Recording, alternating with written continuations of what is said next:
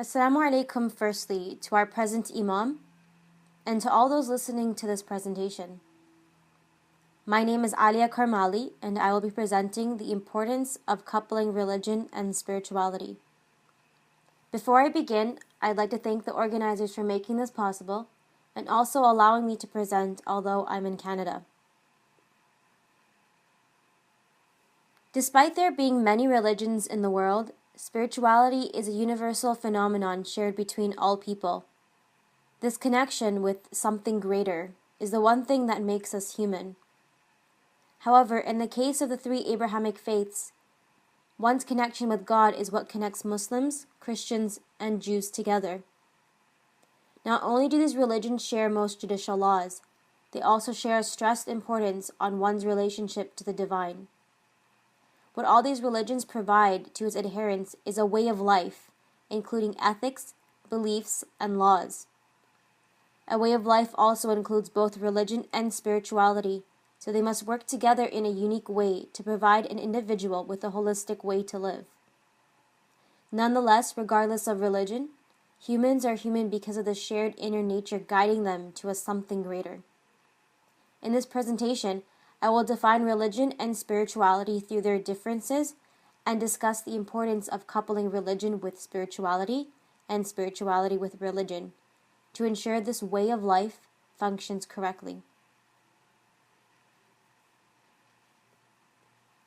Religion could be characterized as a set of rules teaching one to discern between right and wrong, while spirituality is when passion or desire to follow these rules is introduced in faith. Where religion imposes and comes from an external source, spirituality is the reception of God within. Therefore, this desire to follow the rules set by religion is a personal choice measured by one's conviction of God's existence and love for the divine. The medium between outside and inside, religion and spirituality, is us. This is why one cannot separate the two, as they compose our values, way of life, and lastly, our being.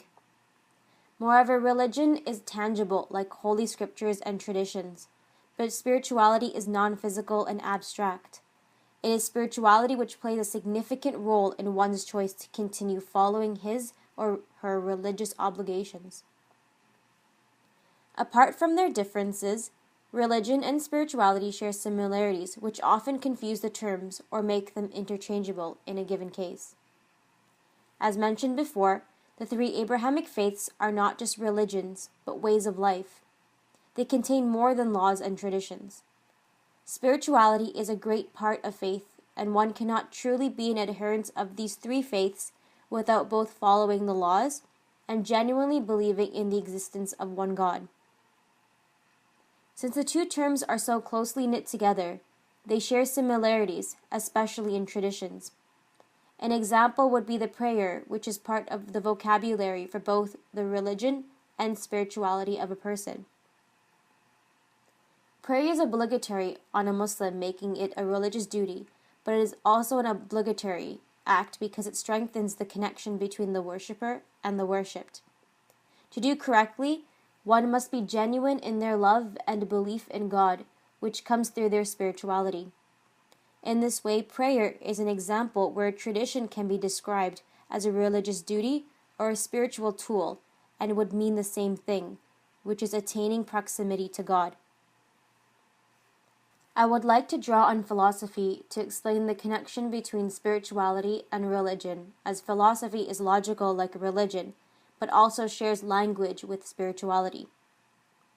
Philosophy, which is the study of matters concerning existence, has brought forth individuals who consider themselves both spiritual and religious. Medieval philosophers like Ibn Rushd, attributed to the Islamic faith, argues that the highest point one may reach in his life, higher than that of a jurist even, is on the level of a king philosopher. However, if just anyone can reach the highest level of spirituality, and without a core in judicial laws or divine appointment, a human's ignorance would get the better of them and they would act heedlessly. For example, one may believe murder is good in a certain context, but religion dictates that it is wrong in all contexts. There are cases only a jurist can solve and a king philosopher cannot. For example, Peter Abelard, a medieval philosopher, has described a parable of a slave who was afraid of his master, so he ran away. When the master chased after the slave feared for his life and killed his master before he killed him. According to Abelard, mental vice, will or desire, the act itself, and consent or intention are the conditions which define sin. Abelard reduces that the intent and desire to kill was present and therefore this is a punishable act, although it was in self-defense. Another example is of a mother accidentally killing her child while warming him. Abelard believes she should be punished as an example to other women and a warning against negligence. However, although philosophy follows a logic, it is subject to error based on individual expression of his or her spirituality. This case is not something philosophy can solve, and so one must act on religious laws in order for divine justice to be served. Additionally, following and acting on a set of rules and a code of ethics without love for the Creator would not make our actions genuine, and so one needs spirituality with religion to serve justice. It is important to couple religion and spirituality as they both affect one's conviction in God. As faith fluctuates in every fallible individual, there are times when we feel less religious or less spiritual. In other words, we experience a spiritual low. While our belief in one God remains, there are times we struggle to follow the order set by religion, for example, praying on time or fasting. Personally, in these cases, I have held on to the obligatory acts as much as I can, and do not worry about the recommended acts so not to overwhelm myself, and to maintain as much sincerity in my worship. The times I feel my spirituality or faith is weak or low, I hold on to religious duties for some time until I balance myself again.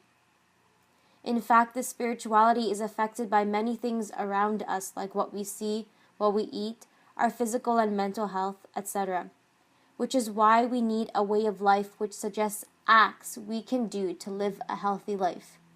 We are fallible humans, and feeling of a fluctuating faith is normal for us. On the other hand, there are times when I have felt more spiritual than religious, especially after a ziyarat, or a visitation to the holy shrines. The last time I returned from ziyarat was in January 2015, and the days following my return, I remember feeling intense peace and cleanliness from my sins. After any trip abroad, one feels tired or jet-lagged, but after this trip, I would naturally wake up in the middle of the night every night for a few weeks, feeling relaxed and serene. I did not want to lose the feeling, but I also did not know how to channel the spiritual connection to God in the correct religious way. I would promise not to commit the same sins, but as the days following my return from ziyarat passed, I would fall into the same old habits and the spiritual feelings gradually vanished. Had I channeled the spirituality and held my ground against sin, I do not think I would lose the feeling ziyarat brought for me. In both cases of feeling either religiously weak or spiritually low, I have felt like I was on autopilot or a feeling of nothingness within me. Religious duties can only be prescribed by God, so we need guidance from Him to balance our lives and express our spirituality in the correct manner. In these two examples, I have experienced how religion and spirituality work together to bring an individual to a state of contentedness.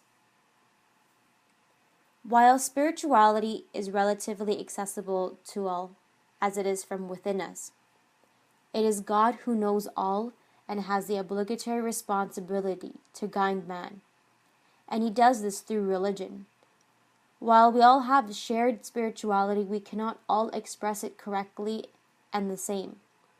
We, in our small worlds, do not know what lies beyond time and space, and do not have access to the very depths of our essence, and so our ignorance will poison our choices.